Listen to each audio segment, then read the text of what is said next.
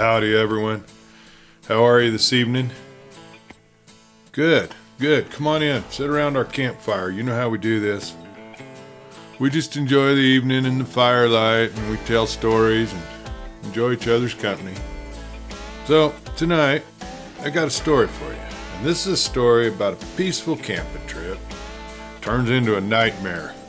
A massive shadowy figure emerges from the depths of the Sierra Nevada wilderness. Though it started as a quiet getaway by a pristine mountain lake, quickly spirals into terror. An experience that these campers will never forget. So this one here, we're going to call Bigfoot Attacks Campground. Yeah, the Wilson family, they needed a break. Life in the city had become a blur of honking horns and endless emails and screens lighting up all hours. So Dad made a decision. No more distractions. He told his family they were headed to Lake Tahoe. It was time for an old-fashioned camping trip in the Sierra Nevadas. Not too far from civilization, at a picturesque lake where the only sounds would be the rustling of trees and chirping of crickets. As they navigated the winding mountain road, Tom Wilson teased his kids that if they'd lift their heads up from their screens, they might just see something interesting. Yeah, like Bigfoot, his younger daughter Lily had answered sarcastically. Tom shrugged his shoulders and sighed. Kids these days have no concept of reality, he thought to himself. Now, when they arrived at the campground, it was even more beautiful than they'd expected. Big, towering pine trees surrounding a crystal clear lake, shimmering under the afternoon sun. You know how it does that. They set up their tent. They grilled burgers over the fire. Oh, those sound good. And spent the rest of the day hiking along the trails, skipping rocks, watching the sunset paint the sky in shades of orange and purple. Now, for the first time in a long time, it felt like they could breathe.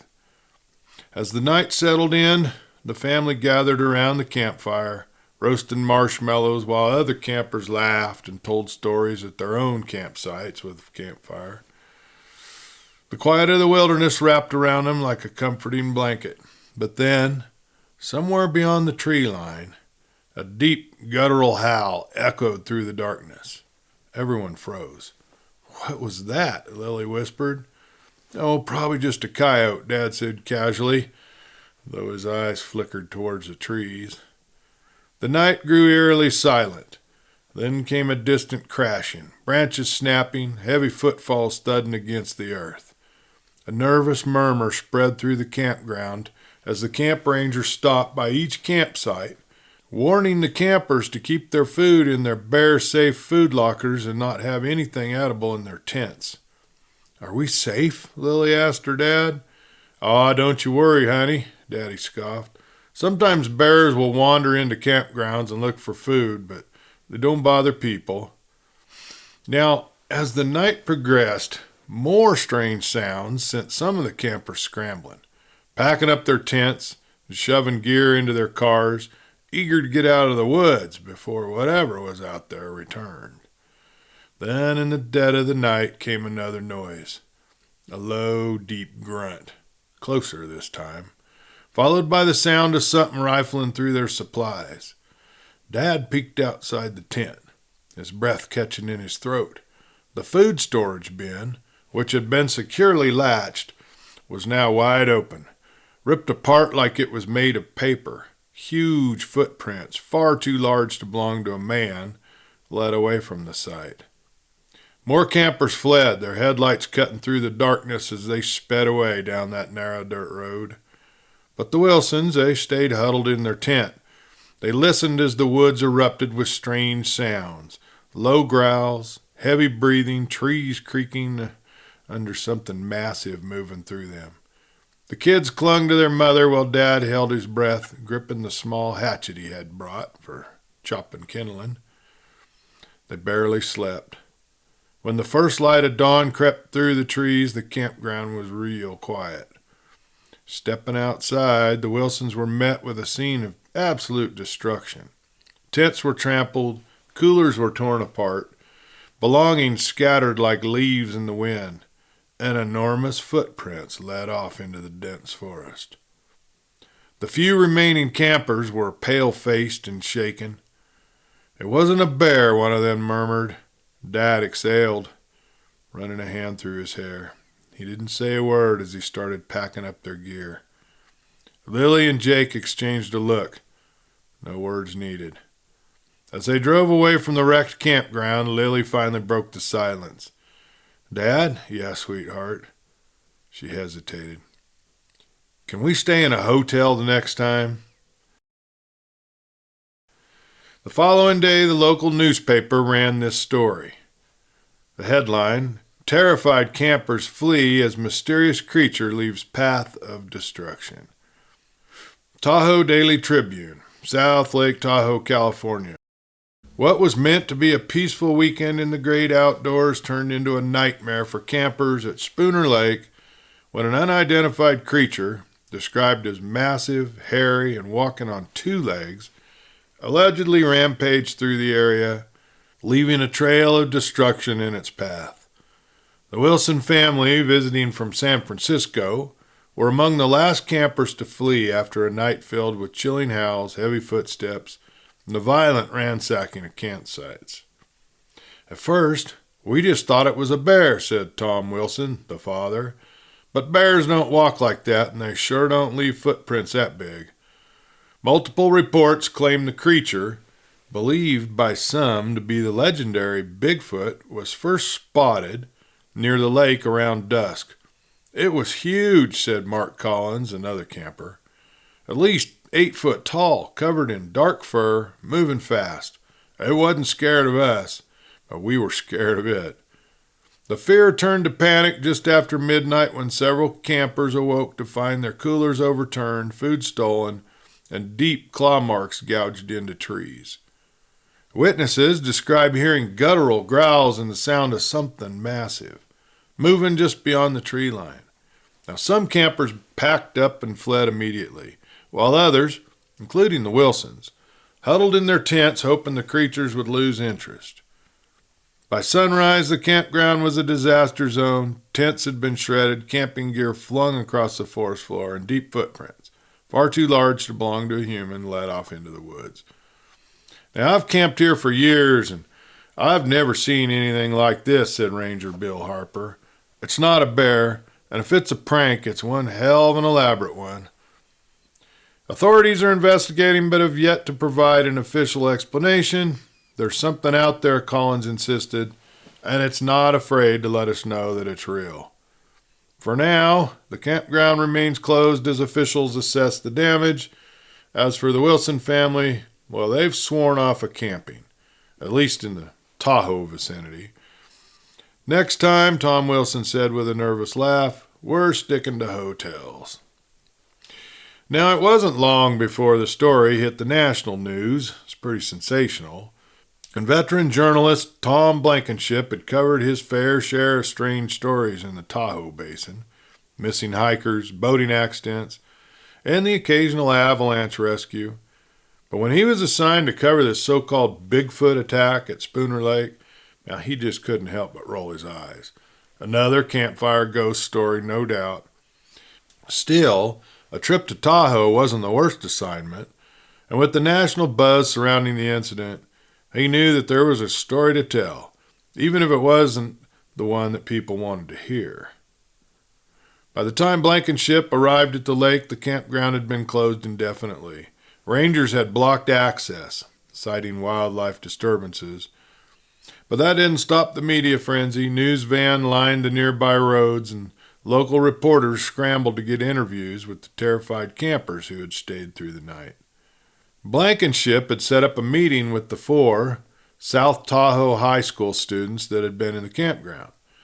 The 5 o'clock news ran the following story. ABC's 7, Tom Blankenship, reporting from Lake Tahoe. It wasn't human, South Tahoe High School students recall their brush with the unknown. Among those who witnessed the terrifying events at Spooner Lake this weekend were 4 seniors from South Tahoe High School who had ventured into the wilderness for a spring break getaway. What they supposed to be a fun weekend trip quickly turned into a night they will never forget.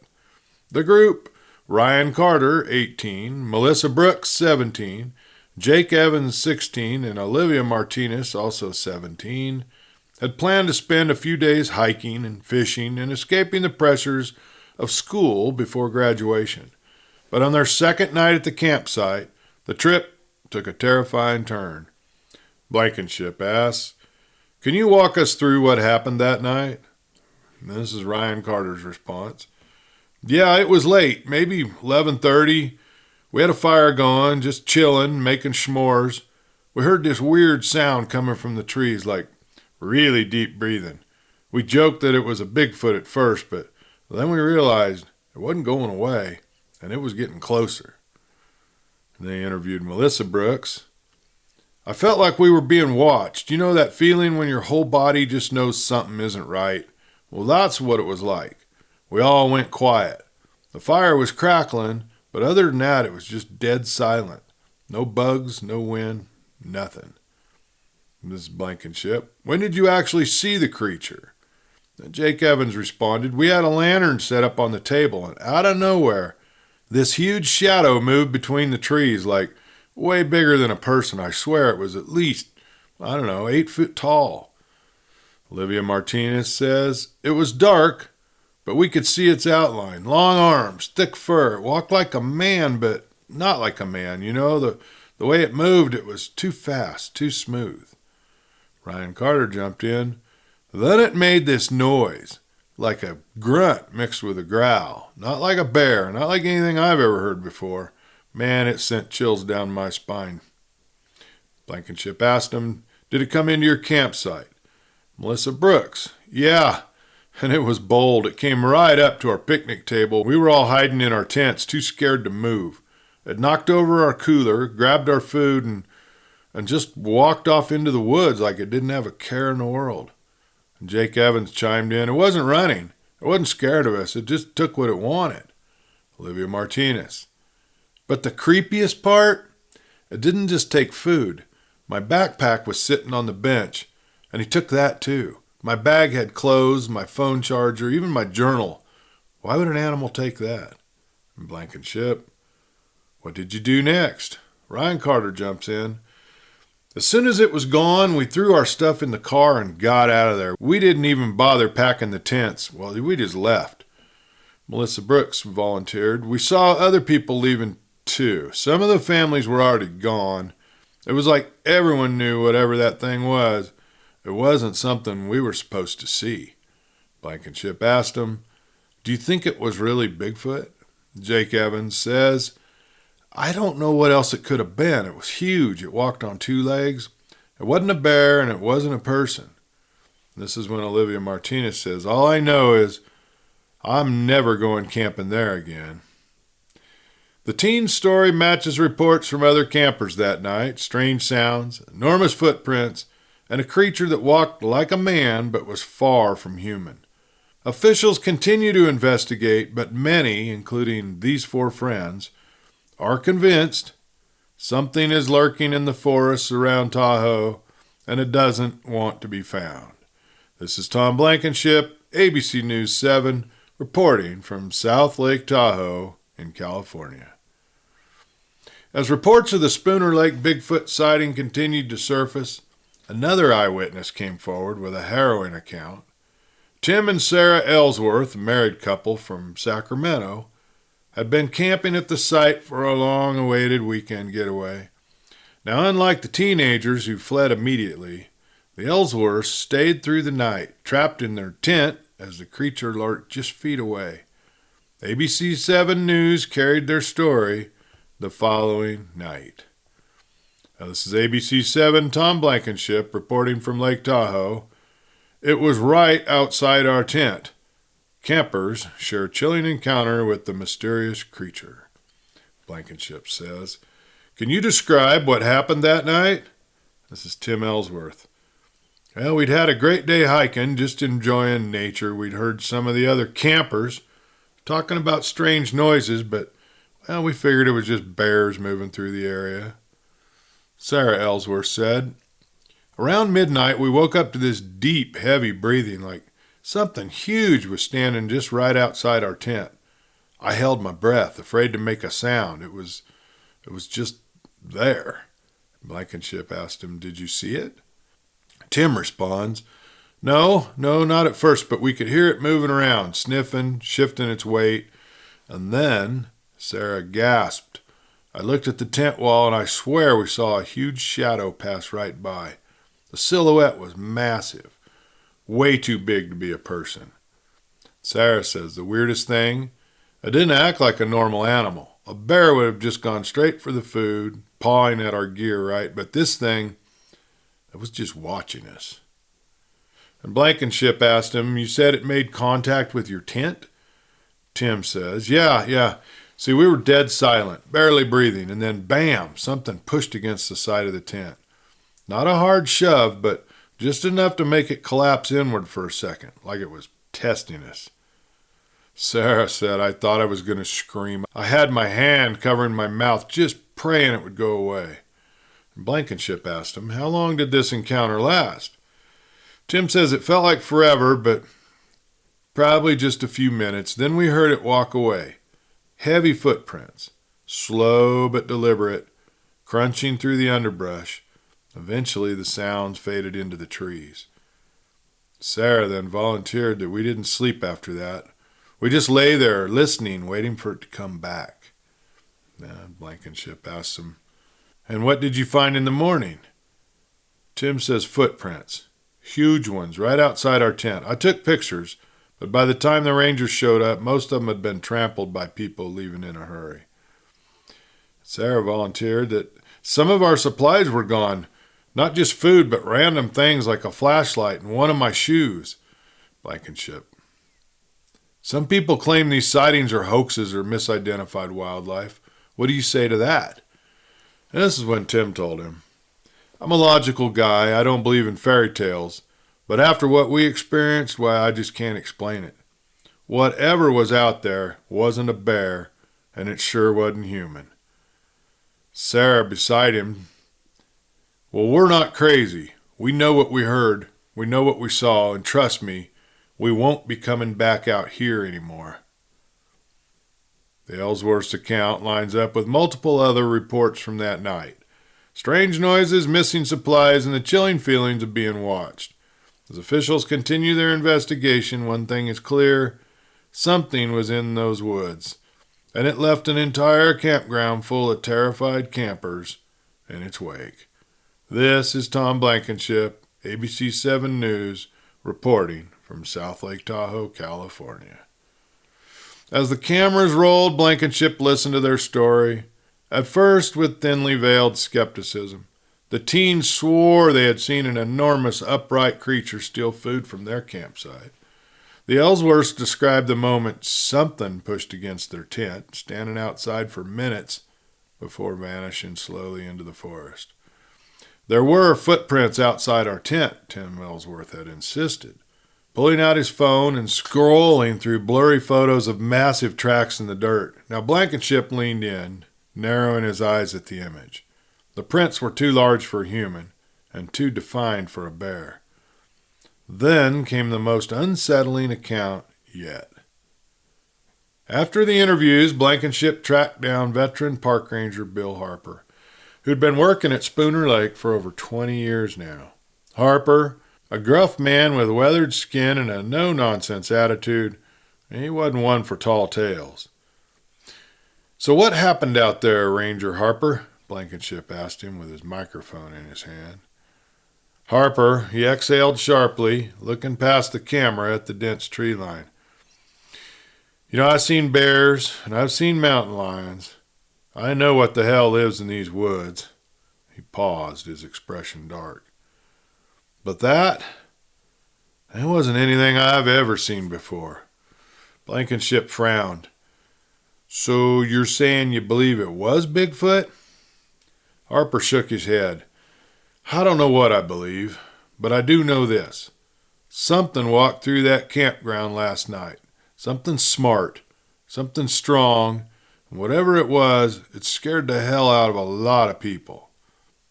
Now, for the first time in his career, Ranger Harper wasn't sure what to believe. His supervisor had told him to keep his story under wraps. The last thing that the Forest Service wanted was a media circus. But Harper, he didn't care. He wasn't sure he wanted to keep this job anyway.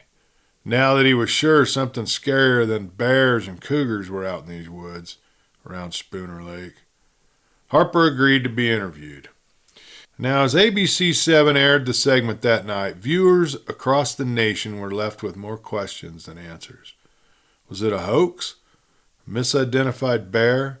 Or had the legendary Bigfoot finally revealed itself? One thing was certain. Whatever it was that happened at Spooner Lake wasn't just a campfire story anymore. It was real. And it had left its mark on everyone who had been there that night. ABC7's Tom Blankenship reporting from Lake Tahoe. We heard the screams first. Ranger describes a night of terror. And this is Tom Blankenship. Can you describe what happened last night? Ranger Harper responded. I've done my rounds early, reminding all the campers put their food in the bear-proof food lockers that the park provides. I'd already settled into my RV for the night and had just turned on the TV. I might have dozed off in my chair for a bit. It was sometime after midnight when we got the first call. A group of campers near the east end of the site reported strange noises. Deep grunts, heavy footfalls, like something big moving through the woods. I figured it was just a bear nosing around for food, so I took the truck and drive out there to scare it off. Reporter Blankenship says, but it wasn't a bear, was it? No, not even close. By the time I got there, half the campers were already packing up to leave. People were scared. Not just nervous, scared. I asked one guy what he'd seen, and he just kept saying, it's not real, it can't be real. That's when I heard the first scream. I grabbed my flashlight and I ran toward it. I've responded to plenty of calls like this before. Drunk campers thinking they saw something in the woods, but this was different. There was something about that scream. It wasn't just fear, it was pure panic. When I reached the site, I found a family of 4 huddled in their tent, too afraid to come out. Their cooler was tipped over, food scattered around, but what stopped me cold was the deep, guttural growl that followed. It came from right out into the tree line. It wasn't a bear, it wasn't a mountain lion, it was something else, something big, and it was watching me. I scanned the tree line with my flashlight, but the beam of light, they can only penetrate so far. Now, it was moving. It was circling me, Harper recalled. I felt it before I saw it, a presence, a weight in the air, like something massive was just out of sight. My instincts were screaming at me to get the heck out of there. Then, a moment I would never forget. My light caught movement, a towering silhouette just beyond the tree line. Broad shoulders, long arms that nearly reached the ground, eyes that reflected the flashlight beam like an animal. 8, maybe 9 feet tall, covered in dark, matted fur. But the way it moved, it wasn't clumsy like a bear, man. It was deliberate, like it was studying me. It took a step towards me, slow, purposeful. I felt like a damn rabbit staring at a wolf. I had my hand on my radio, ready to call for backup. But I couldn't move. I was frozen. Then, just as suddenly as it had appeared, the figure let out a deep, resonating grunt and turned away and just disappeared. Whew. Harper exhaled, visibly shaken, rubbing his face with a hand that was not entirely steady. I don't know why it left. It could have come straight through me if it wanted, but it didn't. Whatever it was, it let me go. Blankenship asked him, so do you believe now? Do you believe in Bigfoot? Well, I don't know what I believe, but I do know this. Something was out there that night, and it wasn't a damn bear. Ranger Harper's account adds another chilling layer to the growing mystery surrounding Lake Tahoe's Spooner Lake Campground. Whatever stalked these woods that night left behind more than just overturned coolers and scattered footprints. It left fear, and the question remains, will it come back? This is Tom Blankenship, ABC 7 News reporting from South Lake Tahoe, California.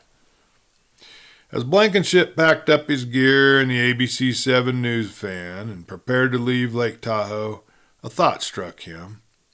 Perhaps he could stretch this story out just a bit, add one more segment to the broadcast. People loved it.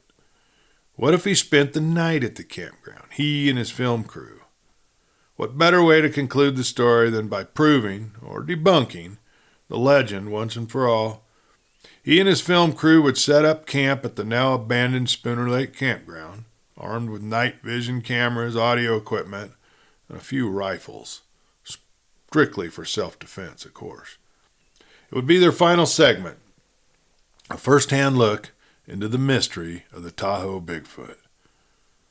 Now, by sunset, Blankenship, cameraman Eddie Vasquez, and sound tech Rachel Morgan had set up their camp near the lake's edge. The place was eerily silent. There were no campfires, no kids laughing, no crackling of marshmallows roasting, just the whisper of the wind through the trees, and the occasional creak of branches. "You know, this place was packed just 2 nights ago," Blankenship muttered as he adjusted his microphone. "Now, God, it's like a ghost town." Eddie set up the night vision cameras around their perimeter while Rachel checked the audio feed. "If something moves out there," she said, adjusting the headset, "we'll hear it." Hours passed. At first, there was nothing unusual. Blankenship recorded segments discussing the history of Bigfoot sightings in the region and the supposed evidence, grainy photos, plaster footprints, and the famous Patterson-Gimlin film from 1967. The grainy photos, plaster footprints, and the famous Patterson-Gimlin film that was from farther north. But around 2:37 a.m., the crew got their first sign that they were not alone. A deep, resonant knock echoed through the trees, loud and deliberate, not the random snap of a fallen branch. Rachel's eyes widened. "Did you hear that?" Another one, knock, this time closer, then a rustling sound. Footprints, heavy and slow. The crew all looked at each other. Blankenship swallowed hard, forcing himself to stay in reporter mode. "This is exactly what previous witnesses described," he whispered into the camera. "The wood knocks, the feeling of being watched. If this is a hoax, someone is going through a lot of effort." But then the smell hit them. A rancid, overpowering stench, like rotting meat and wet fur, drifted through the air. Rachel gagged, covering her nose. "Oh my God, what is that?" Eddie swung the night vision camera toward the tree line. The screen flickered, adjusting to the darkness. Then suddenly, it caught something. 2 glowing eyes. Not a bear, not a coyote. Something taller. Something watching them. Rachel sucked in a sharp breath. "Tom, tell me that you're seeing this." Blankenship gripped his microphone tighter. He had spent years chasing stories, uncovering facts, but facts were useless now, because something was standing in the woods, and it was watching them. The sound of snapping branches grew louder and closer. Then the low, guttural growl. "Pack it up," Blankenship ordered. "Now." The 3 of them scrambled, grabbing cameras and gear, abandoning the tent. Eddie tripped but scrambled to his feet as the growl turned into a deep, thunderous roar, a sound that vibrated through their chests, primal and terrifying. But they didn't look back. They ran. And back at the news van, hearts pounding, Blankenship forced himself to face the camera one last time. His normally composed expression was shaken, and his voice unsteady. "We came here looking for a story. We found something else.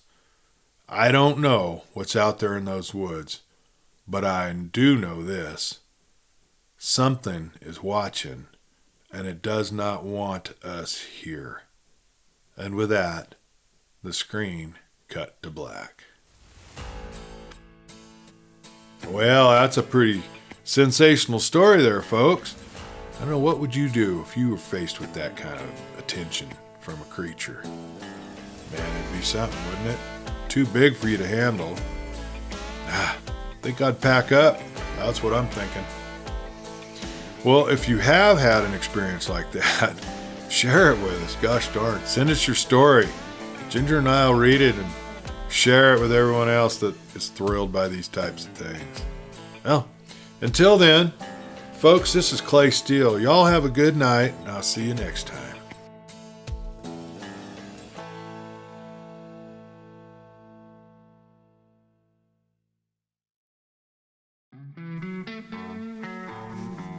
Hey folks, Clay Steele here. You know, I spend a lot of time outdoors around this here campfire. If you're like me, you get downright annoyed by all those pesky mosquitoes buzzing around. They're just looking for a free meal. Nothing ruins a good night under the stars faster than slapping and scratching at bites. And that's why I keep the Bee-Itch Stop. I keep it handy. One swipe and that itch is gone. No more burning, no more scratching, just good old relief. Made right here in Nevada with all natural ingredients. It's safe for the whole family. So if you're tired of being a mosquito buffet, do yourself a favor and get you some Bee-Itch Stop today. And this is Clay Steele. Watch out for them bugs.